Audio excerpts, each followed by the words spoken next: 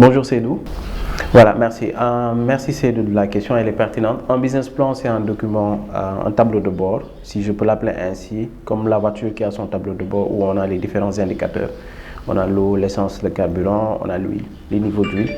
Et le business plan, en somme, est un document qui présente en détail le projet d'un entrepreneur, de l'idée, la structuration, comment en fait l'idée va se décliner en activité, comment en fait cette activité, ce dont l'entrepreneur a besoin pour faire cette activité, et enfin en ayant tout ce dont il a besoin pour faire cette activité, combien il va gagner. Donc en somme, c'est un document qui présente un projet de l'idée à sa faisabilité. Et ce document-là, on l'appelle business plan. On l'appelle aussi par ailleurs document de projet.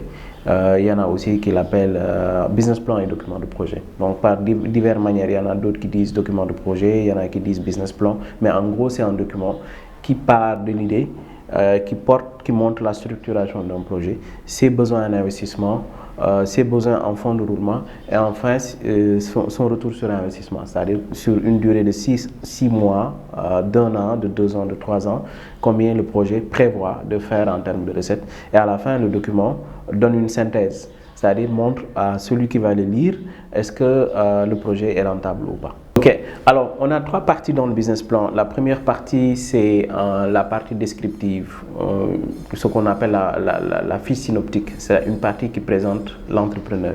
C'est qui l'entrepreneur, quelle est sa formation, quel est son domaine en fait, ou bien quel est son domaine d'expertise. Donc globalement, il y a une fiche introductive. C'est la première partie. Après, on a une deuxième partie maintenant qui rentre dans les détails du projet. Donc l'idée de projet, le projet va faire quoi comme activité, c'est quoi l'idée, c'est quelle est l'activité, où est-ce que le projet serait installé et à qui le projet va vendre. Donc c'est ce qu'on appelle la partie idée de projet, étude de marché et stratégie commerciale. Donc ça, c'est la deuxième partie qui détaille en fait c'est quoi le projet. Aujourd'hui, on sait que c'est un exemple, c'est un projet de transformation de mangue qui va se faire à Thiès et qui va transformer la mangue en confiture ou en jus et qui va l'emballer selon des conditions et qui va le vendre dans les rayons, dans les rayons et les boutiques au niveau de Thiès et les marchés. Donc cette partie, on appelle ça la partie idée de projet, produit, la place où est-ce que ça va se faire, le prix et à qui on va les vendre. Donc cette partie, c'est la deuxième partie, la partie idée. On appelle ça la partie idée de projet, étude de marché et stratégie commerciale. Après, on a une dernière partie, la troisième partie, qui est la partie financière. Maintenant, pour pouvoir faire ce projet de mangue, de transformation de jus de mangue, qu'est-ce qu'il faut en investissement? C'est cette partie qu'on appelle la partie financière. Donc il y a les besoins en investissement qui sont listés avec les chiffres. Après, aujourd'hui, s'il a l'investissement, par exemple, pour transformer la mangue, qu'est-ce qu'il lui faut chaque mois pour pouvoir acheter la mangue à l'état brut, le transformer et le vendre. Donc il y a ce qu'on appelle le fonds de roulement, un deuxième tableau qu'on retrouve dans la partie financière. Maintenant, enfin, dans la partie financière, on retrouve un troisième tableau sur les prévisions financières. Pour pouvoir faire maintenant, aujourd'hui, supposons qu'elle produise 500 bouteilles de mangue par mois. Combien sa capacité de production est de 500 bouteilles. Si l'entrepreneur vend les 500 bouteilles, il aura combien à la fin? Donc ce qu'on appelle la prévision de recettes. Et ces 3 éléments-là, quand on les compile, quand on les met ensemble, les besoins en investissement, les besoins en fonds de roulement, le tableau prévisionnel de recettes ou tableau de trésorerie, quand on les met ensemble, on a ce qu'on appelle la partie financière. On peut les compiler et mettre un compte de résultat. Et c'est le compte de résultat maintenant qui va déterminer est-ce que l'activité est rentable ou pas. Cette dernière partie, c'est ce qu'on appelle la partie financière. Donc pour récapituler, on a une première partie introductive qui porte sur l'entrepreneur lui-même, qui il est, quelle est sa formation, quel est son background, qu'est-ce qu'il veut faire, d'où il vient, quelle est son histoire aussi, parce que chaque entrepreneur a une histoire. Et enfin, on a une deuxième partie descriptive de l'idée de projet, de l'étude de marché et de sa stratégie commerciale. En trois points, c'est quoi le produit, où est-ce que tu vas le faire, à qui tu vas le vendre et combien tu vas le vendre. En 4 points, cette deuxième partie. Enfin, on a la dernière partie qu'on appelle la partie financière. En gros, c'est la partie qui chiffre le projet. Parce qu'un projet a un coût. On doit pouvoir dire, par exemple, aujourd'hui, le projet coûte tant. Pour mettre en place le projet, il nous faut tant de francs. Et pour la faire tourner, il nous faut tant de francs. Et chaque mois, le projet prévoit de générer tant en termes de recettes. C'est ce qu'on appelle la troisième partie, qui est la partie financière. Oui, alors un focus doit être mis sur la partie financière, parce que le banquier, il regarde les chiffres. Ce qui l'intéresserait plus, même si le projet il est bien décrit, il est génial, il est bon, mais là, ce qui l'intéresse plus, c'est le business model. C'est comment le projet arrive à générer des revenus, et est-ce que le projet est rentable à court et long terme. Donc il y a la partie investissement qu'il faut bien analyser, parce qu'aujourd'hui, si tu mets 10 millions pour après gagner, pour faire après 200 000 de recettes par mois, c'est pas intéressant. Donc l'investissement doit être calculé au prorata de son retour sur investissement. Quand tu investis, tu dois t'assurer que cet argent que j'ai mis dans le projet, je vais le retrouver, je vais le recouvrer au bout d'un certain temps et je vais gagner plus. Donc le banquier va prêter attention sur les investissements et sur le choix des investissements. Est-ce qu'aujourd'hui ces investissements sont corrects? Est-ce qu'aujourd'hui ces investissements sont primordiaux ou sont importants pour le projet? Donc le tableau d'investissement doit être très bien fait. Le second élément qui est important que le banquier va voir, c'est les besoins en trésorerie, en fonds de roulement.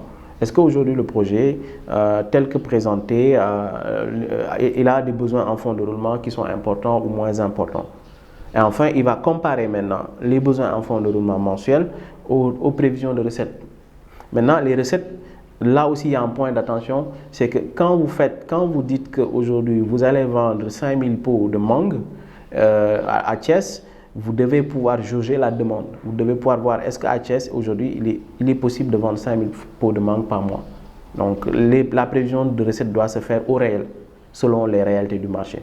Donc, le banquier va essayer d'analyser, va essayer de croiser l'investissement au fonds de roulement ainsi que la prévision de recettes. Et maintenant, s'il voit que le projet est rentable et s'il voit que le projet ne nécessite pas parfois beaucoup d'investissement, le projet souvent, s'il voit que le projet a un besoin en fonds de roulement qui est au réel et que les prévisions de recettes sont bonnes, automatiquement s'il voit que le projet est rentable, il n'hésitera pas à financer. Donc la partie financière vraiment est une partie où généralement le banquier va faire une analyse financière croisée pour voir est-ce que ce qui est mis dans le projet tient la route ou pas. Donc cette partie elle est très importante. Il faut la faire minutieusement. Et je conseille souvent aux entrepreneurs de poser, quand vous dites que vous allez faire un investissement, par exemple, pour acheter une voiture, il faut vous dire, est-ce qu'aujourd'hui la voiture, elle est importante et urgente pour le projet? Est-ce que la voiture, quand je vais l'acheter, ça va permettre au projet de gagner plus d'argent? Si vous voyez que vous achetez juste une voiture et que l'achat de la voiture n'a pas d'incidence sur les revenus, donc peut-être que ce n'est pas le moment d'acheter une voiture pour le projet. Donc c'est comme ça que c'est cette analyse financière que la banque va faire. Après maintenant, la banque va voir les risques. Est-ce que l'entrepreneur est crédible? Est-ce qu'il a les compétences? Est-ce qu'il connaît le secteur? Et est-ce qu'il est aussi d'une bonne moralité?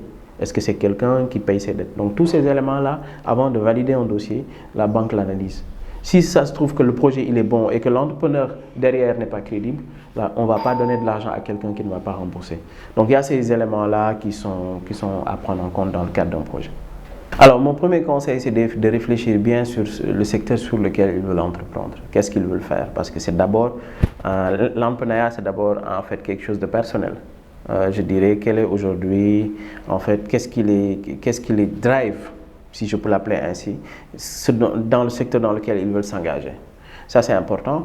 Le second élément que je conseillerais, c'est que quand ils veulent s'engager dans un secteur, c'est de bien réfléchir, commencer à connaître le secteur. Parce que beaucoup, par exemple, je ne peux pas dire que je vais faire de la restauration si moi, en amont, je ne prends pas le temps d'aller travailler dans les restaurants, de connaître comment ça marche, comment ça fonctionne, quels sont les plats et comment aujourd'hui le marché de restauration se comporte en termes de chiffres.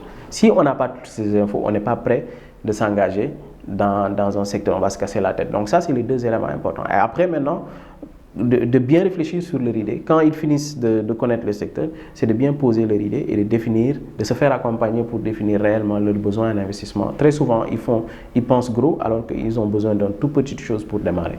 Donc ça, c'est les 3 conseils que je donne aux entrepreneurs qui démarrent.